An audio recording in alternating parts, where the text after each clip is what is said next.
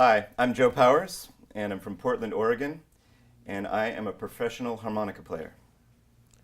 Welcome, Joe. Good to have you here. Thanks so much, Dan. It's great to be here. I know you've been following us for many years, and I'm super excited for you to be here today. I know we've communicated in the past over email, and you've been reading our stuff and listening to our stuff. So it's always super fun for me to meet people in person and actually have a conversation with them. It's so cool to be here. I mean, I've been watching your videos and listening to the podcast, and now we're face to face. This is really cool. We got to spend time yesterday. Absolutely, that was at so the much fun. mastermind. Yeah. We had a great dinner. Mm-hmm. We got to see you play your instrument. Yes. That was fun. Yeah. And you're very good at what you do, which I really respect. Thank you. And Gonna sign up for lessons? I'm gonna have to now. All right. One of the things I'm really curious about is you're somebody who really focuses on their craft, and you want to focus on your art, which is music, and specifically the harmonica. And if we have to go back a couple of years, I'm always curious to hear, how did you originally find us? Because people who are interested in productivity can go to many different resources. But I'm curious to hear, how did you originally find us? All right. Do you want the long story or the short one? We can go both ways. Okay. Well, let me go back to when I quit my day job. That's always a pivotal moment in an artist's career, right? So I was actually working for the Social Security Administration, and but I was suffering inside, because I had all this passion for my art, but I had to work this 9-to-5 job, So I was trying to figure out how to get out of that, basically. And gradually, I was able to start teaching harmonica students more and more, and I cut down to part-time. And eventually, I started getting offers for performances overseas. And so I finally took the plunge and quit my job. But the problem was, in music school, they don't teach us anything about business. So here I was, on my own and trying to run my own business, basically. And I just didn't know anything about managing my time. So I would spend hours and hours on really trivial things, and staying up late and just getting really stressed out. And so I really, I really needed some guidance. And so around that time, some people came into my life, and I was really inspired, like how they seemed to get all this stuff done with minimal effort. And I was like, how do they do that? And then I kind of started doing some research, and I discovered productivity, which I had no clue about, which eventually led me to David Allen. And then while looking for a task manager, I discovered OmniFocus. And then OmniFocus is kind of complicated, kind of hard to figure out. And that led me to you guys. So that's how I found you. Wow, so trying to figure out what to do with your life, quitting your job, focusing on working on your craft, Right. trying to figure out how to free up more time, Yeah, eventually led to the Nirvana place. exactly. Well, it's good to hear your story, because I know we have so many readers, listeners to the podcast, and customers who are in exact same situation where, okay, they want to focus on their crafts, whether that is music, art, or something else, but they can't find the time to focus on it. What got you started really on this journey to focus on productivity? Well, I think it was, I've always been very motivated to be the best I can be. And so I think it was just a natural progression.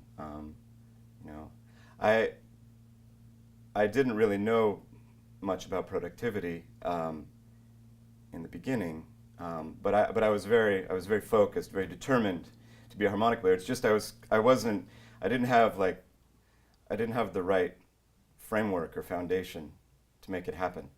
So then Asian efficiency came in and helped so much with that. I know you purchased one of our programs the That's right. primer. Yeah, the primer. Yeah, And that's one of our introductory ebooks that we give people, that's that right. we sell. Yeah. And it's a way to, okay, if you come to the blog or to the podcast, you might be Mhm. overwhelmed by all the free resources that we have. Yeah. And we kind of distilled it in one big package that you can just consume and go Yeah. through. Yeah. So what did that do for you? Well, it was awesome. I mean, even though it's just a primer, right? It already provided me with a framework, and I was already able to start kind of managing my time better. And one of the things I really struggled with in the beginning was procrastination. Just starting things. I think one of the biggest problems I had was that I would always think about like the end goal, like which was this huge thing. Like let's say I wanted to record an album, and for some reason like it didn't really occur to me to just break it down into small pieces. Like I was like, I just got to do this whole thing in one thing, and then it's so big I just didn't want to start. So I think there were some tips that I got out of the primer and just reading the blogs and things like that. Things like solar flaring and breaking it down. These kinds of things helped me so much. I mean, and the concepts are so simple. You're like, why didn't I think of that? But just having them there, just laid out with actionable steps, that made all the difference, really. Now you mentioned before we started filming, I asked you, were you ever skeptical about the things we did and what we did for other people? And you said, no, not at all. Yeah, I mean, it just, what it was is that it's the quality of the posts. Like, they're just, I didn't doubt them. I mean, maybe I should have been more skeptical, But I had been looking around online, and it's kind of a mixed bag. There's a lot of material out there.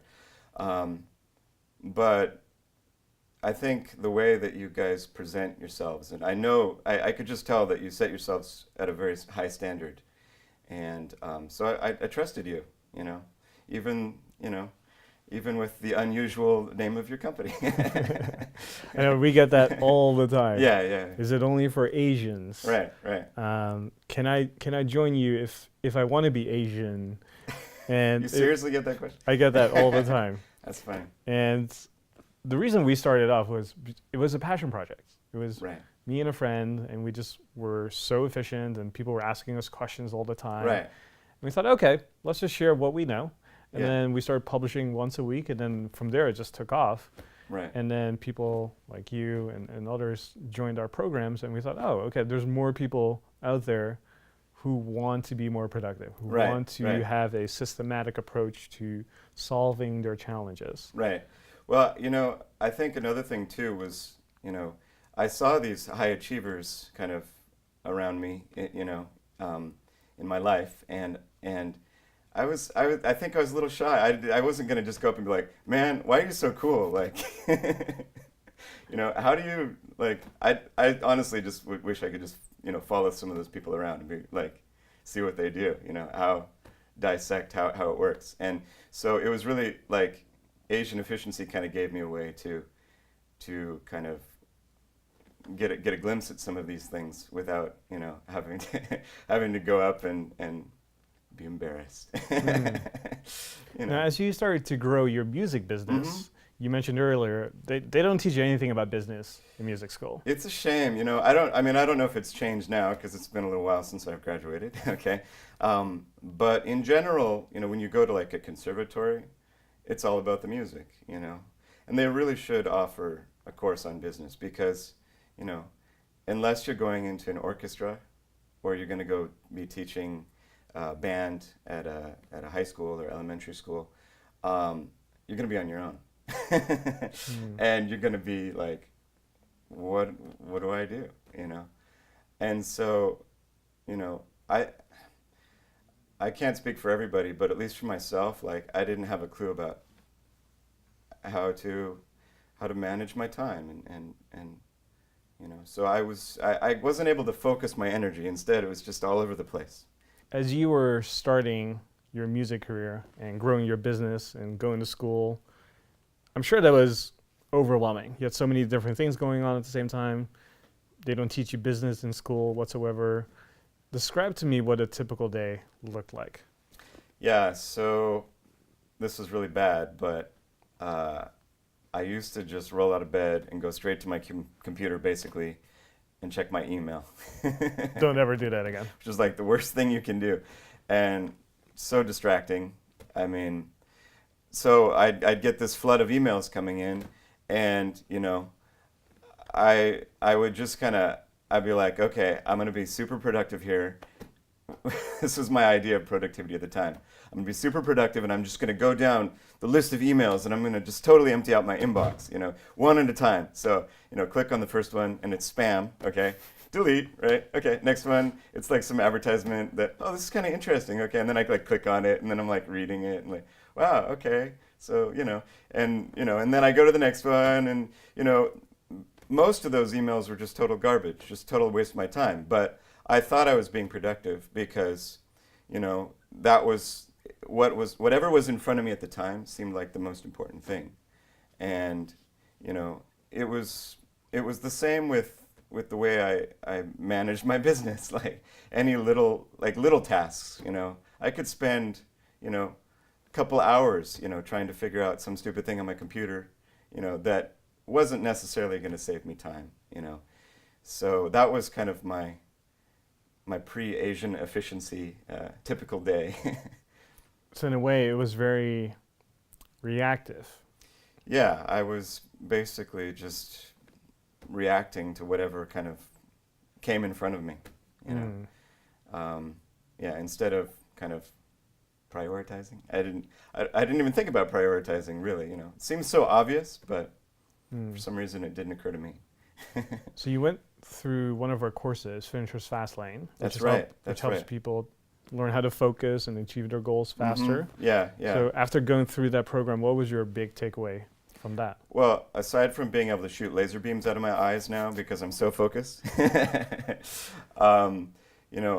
really like eliminating distractions, like overcoming procrastination.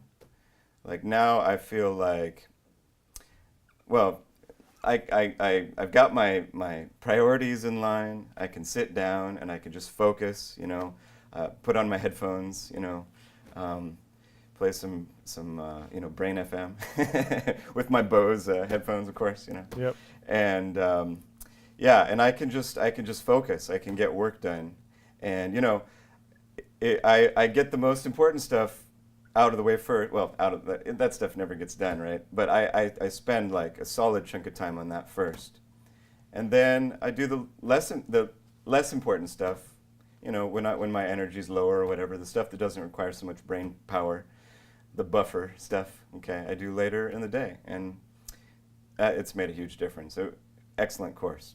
So how is your day different now, pre-Asian efficiency days versus nowadays? How is that different? Well, so I've got my morning ritual like dialed in basically. It's probably takes a little longer than most people's, but I really enjoy it. Like it's like one of my favorite things. Like when I have a short version and I've got a longer version, right? So so I get up, like I do, I drink 20 ounces of water, Yep. do my bathroom stuff, I go in and meditate for about 20 minutes. I do yoga. I have breakfast. And then I get on my computer, I write in my journal. No email, of course. No emails. Yeah, no. And I've already actually got my MITs, my most important tasks planned out for the day. So, I just take the most important one and I go straight into that. And then, after I feel like I've made some progress on that, depending on how much time I have, then I'll check my email and, open the communication channels. So you're very much in control of your day. I feel very much in control. Yeah. And how does that make you feel as you start your day and go about it?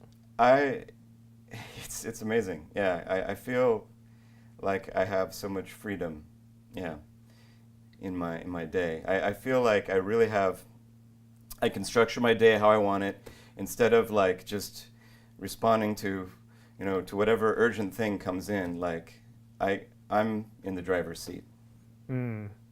And one of the things I hear, and I'm really curious to hear your answer to this, is people will come to us and say, hey, I'm a musician, I'm freestyling, I just do things a certain way. And they resist the idea of having structure in their life. They don't want structure. And it sounds like you actually implemented some structure to it, Yeah. and it helped you. Sure. So what would you tell those people?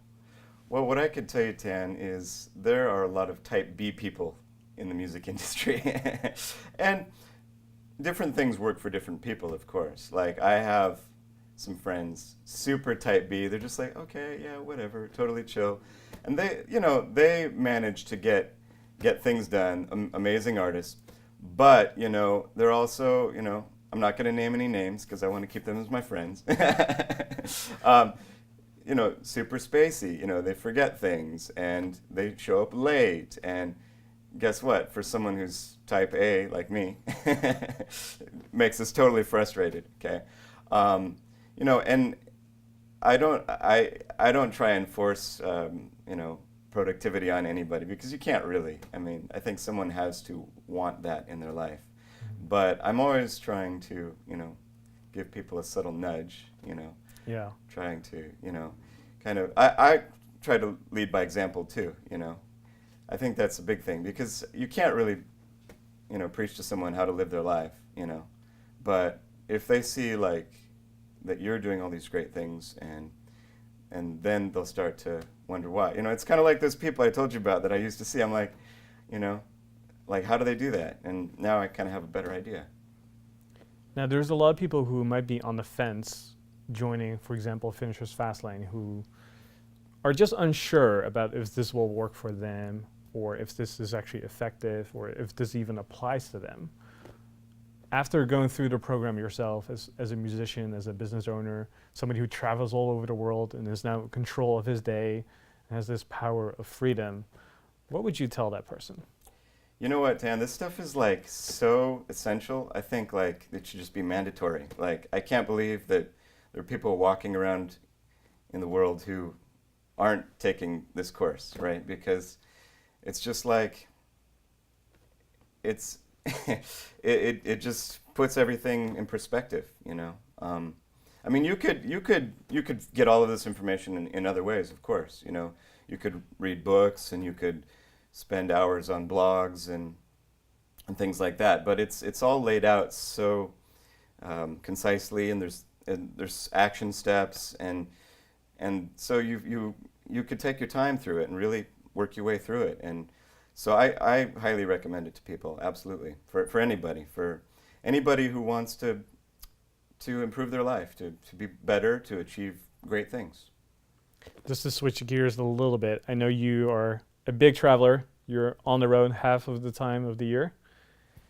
What are some of your favorite travel tips or productivity hacks when it comes to travel? Because I'm a big traveler myself. I'm not on the road as much as you are. I'm very efficient and I like to talk about this sort of stuff. And I know we have a lot of people watching and listening who also love to travel. So what are maybe 1, 2, or 3 tips that you want to share with others? Sure, absolutely. So packing cubes, like if you don't have packing cubes, get packing cubes because you can save so much space. And the other really cool thing is you show up where you're going and you just pull them out. You don't even have to unpack your stuff. You just stick it in the drawer or whatever, okay? Yeah, I'm really into like gadgets and things like that. So I've got all kinds of crazy hacks, and a lot of my stuff is like for musicians, okay? But getting an iPad Pro, for example, is really awesome if you're a musician because you don't have to worry about printing sheet music. Or like before my tours, I used to be so stressed because I'd be like, I've got to figure out what I'm going to play, and then I got to print all that music, and then I've got to carry that music around. Or if I'm on tour and somebody's like, oh, we're gonna play this song instead, and then I'm like, oh God, now I've got to find a place to print. Super stressful. So the iPad's awesome. Plus you can watch movies on the flight. Okay. Yeah. What else? I mean, there's so many. Those are just a couple. Give you an idea. I know you like to go to Asia a lot. Yeah. And do you notice that people are more efficient over there?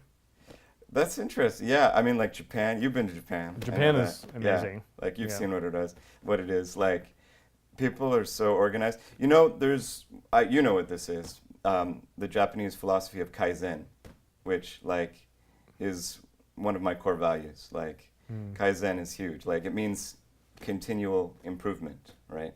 So basically, you look at every day you're paying attention to like things that you could improve, right? Three times rule, right? If Yep. you notice something coming up 3 times, that's troubling you, like impeding you somehow.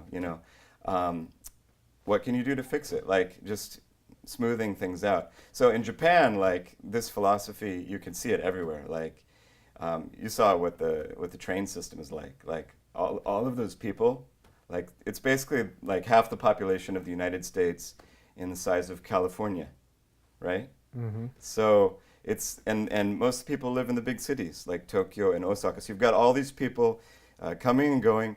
The trains run like clockwork. Like if a train is a minute late, like you get like this sincere apology from the driver. I just saw that. I saw Yeah. on the news that a train left 20 seconds too early. Yeah, that's And like that's serious business there. Like, so I mean, it's so organized, and you probably noticed when you were going to restaurants, like there's like plastic models of all the food and everything, and there's like set meals, and if you're a foreigner going there, like it's super easy. You're just like, I want that.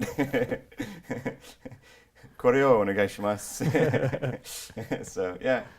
Now, you were at the Mastermind yesterday, Mm-hmm. and this is one of the events that I always look forward to Yeah. because we get smart people in the same room, Mm-hmm. and we start to address some of the challenges that people have and trying to help them out. And because we have a diverse group of people, you get a lot of different perspectives. Yeah.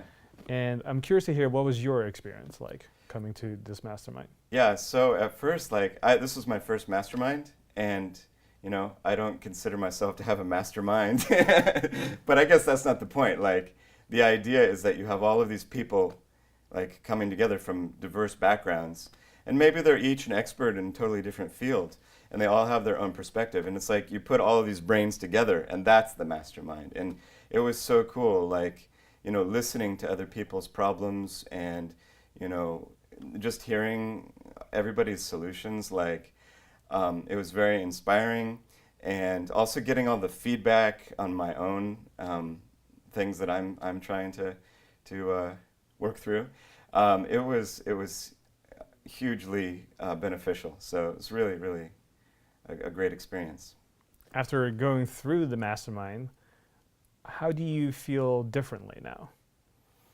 Well, well, by the way, that exercise you did at the end is so awesome. Like, I think I should do that like at least once a week. I feel like it was really inspiring. So, I'm after we finished, I just went straight to my hotel room and I just like started kind of doing more brainstorming and stuff. And I feel very inspired. Like, I feel like I can really move forward with what was blocking me. So. Now, like you said, a lot of people have never been part of a mastermind. So they might have reservations about joining a mastermind or revealing their problems. But how did you feel as you were opening up and sharing with others some of the challenges that you had that you wanted to get feedback on? Yeah, so I was a little nervous in the beginning, like, because I don't know anybody and I'm just kind of opening up to total strangers kind of thing. But everybody was so supportive, and just they're just so smart. So it was just really valuable information. And of course, everything ran so smoothly. Tan, master of ceremonies, and the food was delicious and everything. Anybody who would have reservations about this, I'd tell them like it's a very worthwhile experience. Like I got a lot out of it, and then I would really recommend it to anybody. Well, I want to thank you, Joe, for coming on today. Thanks so much, Tan. What a pleasure to meet you. I'll see you again in the future. Thank you. See ya.